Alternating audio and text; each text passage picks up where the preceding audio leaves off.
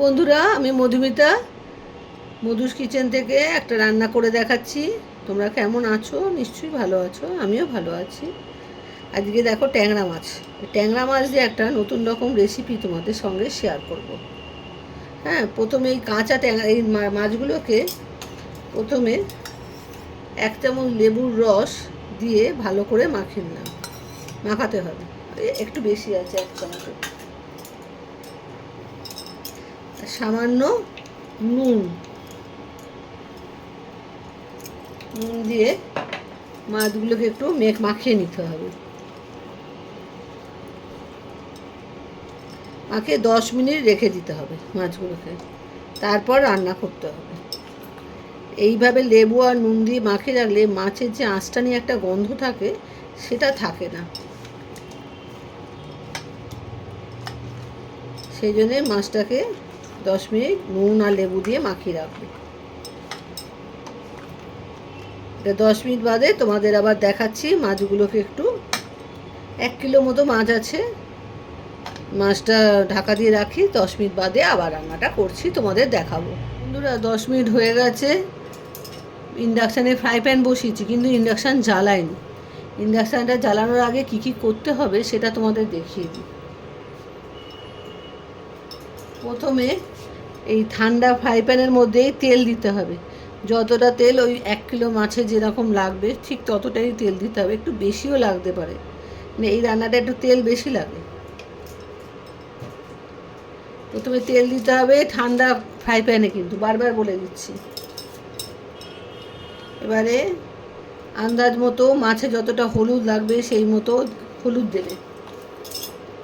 মাছে যেহেতু নুন মাখিয়ে রেখেছি, সেজন্য বুঝে, পরিমাণ বুঝে নুনটা দেবে।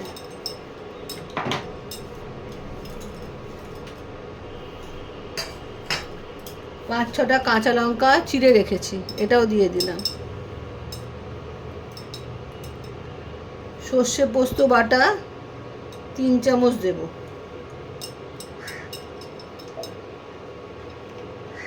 সর্ষে পোস্ত আর কাঁচা লঙ্কাটা বলতে ভুলে গেছি। কাঁচা লঙ্কা আর কাশ্মীরি লঙ্কার গুঁড়ো,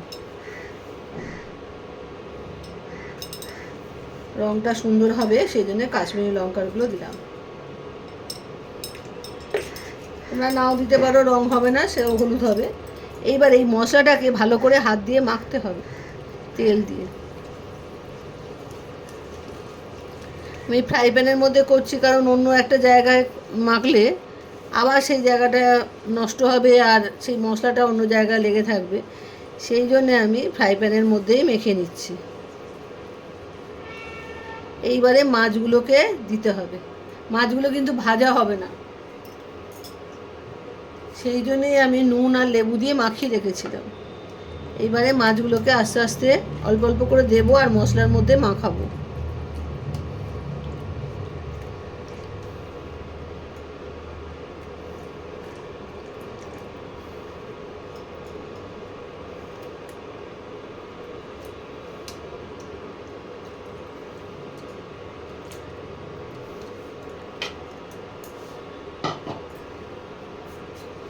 ভালো করে মাছগুলোকে মাখিয়ে নেব। মশলাগুলো যেন প্রতিটা মাছের গায়ে মাখানো যায়, মেখে থাকে, নাহলে কিন্তু মশলাগুলো মাছের মধ্যে ঢুকবে না।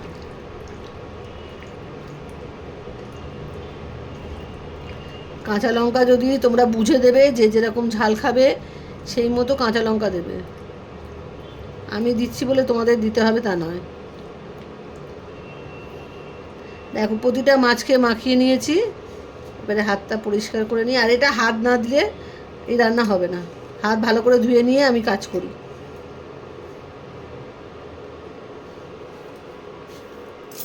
মাছগুলোকে ভালো করে মাখিয়েছি। এবারে সামান্য একটু এই হাত ধোয়া জলটা, হাত ধুয়ে একটুখানি জল দেবো। হ্যাঁ, কেন আরও নাহলে তেল দিতে হবে। তেল দেওয়ার আর দরকার নেই, সামান্য একটু হাত ধোয়া জলটা দিলাম, 1 ফোঁটা, বেশি নয়। এবার ভালো করে মাছগুলো সাজিয়ে নেবে। সাজিয়ে নিয়ে তারপরে ইন্ডাকশানটা জ্বালাবে বা গ্যাস জ্বালাবে তোমরা। এবারে ঢাকা দেবো, ঢাকা দিয়ে দিলাম। আর ইন্ডাকশানটা একদম লো ফ্লেমে চালাতে হবে, ঠিক 15 মিনিট। 15 মিনিট চালিয়ে তার মধ্যেখানে একবার খুলে উল্টে দিতে হবে মাছগুলোকে, যাতে দুটো পিঠ ভালো মতো সেদ্ধ হয়ে যায়। এতে আর কিচ্ছু পড়বে না। আর 15 মিনিট ওয়েট করতে হবে। 5-7 মিনিট হলে আমি এটাকে উল্টে দেবো, তখন তোমাদের আবার দেখা। মিনিট হয়ে গেছে, এবারে মাছগুলোকে উল্টে দেবো। এই দেখো, এগুলোকে উল্টে না দিলে উল্টো পিঠটাও সেদ্ধ হবে, তো ওই জন্যকে একটু উল্টে দিতে হবে। সবসময় গ্যাস কমিয়ে বা ইন্ডাকশানের টেম্পারেচার কমিয়ে রান্না করবে, তাহলে মাছটা পরিপূর্ণ সেদ্ধ হয়ে যাবে। বাড়িয়ে দিলে কিন্তু তলা ধরে যাবে। এ দেখো, এটা তলা ধরে নি। মাছগুলোকে আস্তে আস্তে সব উল্টে দিতে হবে। আর সর্ষে পোস্তর যে বাটবে, সেটা হলো 4 চামচ যদি সর্ষে নাও, 2 চামচ পোস্ত নেবে, হাফ করে। যা সর্ষে নেবে তার হাফ নেবে পোস্ত। এইভাবে নিয়ে বেটে নিয়ে রান্না করবে। আর ঝাল কাঁচা লঙ্কার ঝালটা তো সেটা তোমাদের বাড়ির লোক যেরকম খাবে সেভাবে করবে। এবার আবার 5 মিনিট ঢাকা দিতে হবে। এখনও পুরো কমপ্লিট হয়নি। আবার ঢাকা দিয়ে দিচ্ছি, 5 মিনিট বাদে আবার তোমাদের দেখাচ্ছি। আবার 7 মিনিট হয়ে গেছে। এবার আমি ঢাকাটা খুলি। এই দেখো, তেল উপরে উঠে আসছে, দেখতে পেয়েছো? তার মানে কি মাছটা রান্না হয়ে গেছে, ট্যাংরা মাছটা রেডি। হ্যাঁ, এবারে কি করব, সামান্য একটু সর্ষের তেল। এই রান্নাটা কিন্তু পুরো সর্ষের তেলেই হচ্ছে। সামনে একটু সর্ষের তেল ওপরে ছড়িয়ে দিতে হবে। 1 চামচ, এই 1.5 চামচের মতো একটু তেল ছড়িয়ে দেবে। তেল ছড়িয়ে দিয়ে এটাকে একটু ভালো করে নাড়িয়ে নেবে। আর ফোটাবে না। এবারে বন্ধ করে দিলাম। বন্ধ করে এবারে নামিয়ে দেবো। এই কাঁচা তেলের একটা গন্ধ থাকবে, খেতে খুব ভালো লাগবে। আমি ঢেলে নিয়ে তোমাদের দেখাচ্ছি। বাটিতে ঢেলে ফেলেছি আমি। দেখো কি সুন্দর দেখতে হয়েছে।